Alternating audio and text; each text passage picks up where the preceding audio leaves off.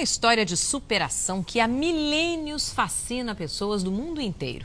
O Jornal da Record foi até a Palestina, na Terra Prometida, onde nasceu José do Egito. Por lá, o repórter Herbert Moraes visitou os cenários reais da vida do escravo que virou governador.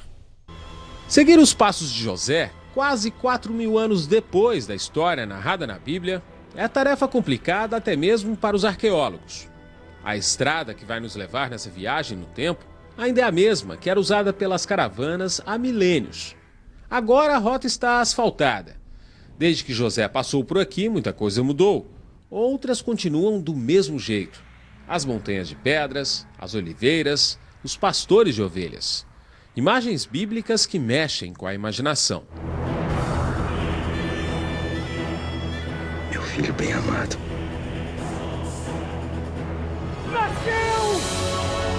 A narrativa da história de José começa em Canaã, na Terra Prometida. Jacó e os 12 filhos moravam perto de Shehem, onde hoje está a cidade de Nablus, no território palestino. As ruínas da cidade da Era do Bronze ainda podem ser vistas, como as muralhas que cercavam o local, restos de casas e até mesmo o templo onde os deuses pagãos eram adorados. Filho preferido de Jacó, José foi alvo da inveja dos irmãos.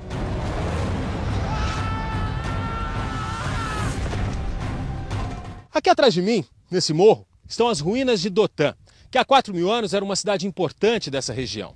José e os irmãos eram pastores e traziam os rebanhos justamente para essa área.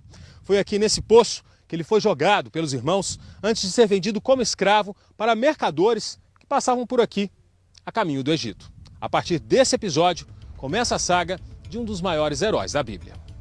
O morro onde fica Dotã, segundo este arqueólogo, é uma máquina do tempo. Aqui estão enterradas 18 cidades. A última escavação arqueológica foi em 1967. Desde que Israel começou a ocupação no território palestino, a busca pela história deste local foi interrompida.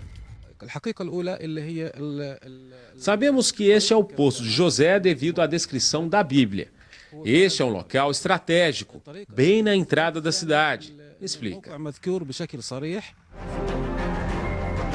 Esses e outros fascinantes detalhes da trajetória do escravo que virou governador, você vai ver a partir do dia 30, na nova minissérie da Rede Record, José do Egito.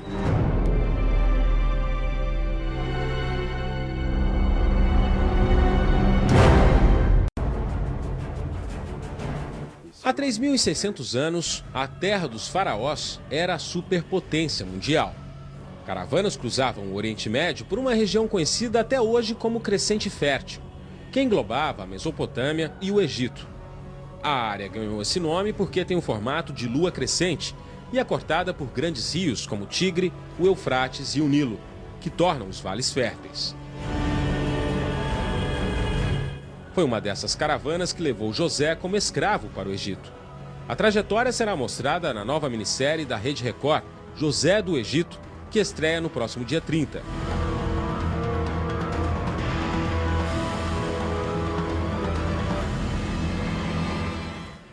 Foram pelo menos 4 meses de viagem por um caminho chamado Via Maris.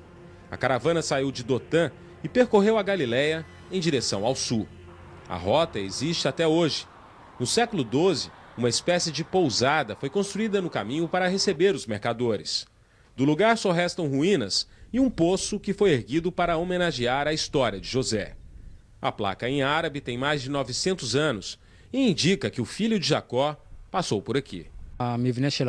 Este morador conta que muitos peregrinos ainda visitam o local. A Via Maris era a principal rota comercial do mundo antigo. Ela proporcionou a comunicação e o desenvolvimento de vários povos que passaram por aqui. Esse é o Porto de Jaffa, um dos mais antigos do mundo. Tem pelo menos 5.000 anos. José passou exatamente por esse local, quando foi levado como escravo para o Egito. Os egípcios consideravam esse porto estratégico. Aqui, arqueólogos encontraram os restos de um forte erguido por ordens do faraó Ramsés II. A presença egípcia nessa região era ostensiva. No Museu da Bíblia, em Jerusalém, mais vestígios dessa história.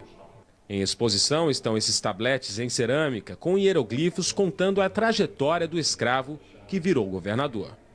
As peças têm mais de 3.000 anos e foram encontradas numa tumba próxima ao porto de Jaffa.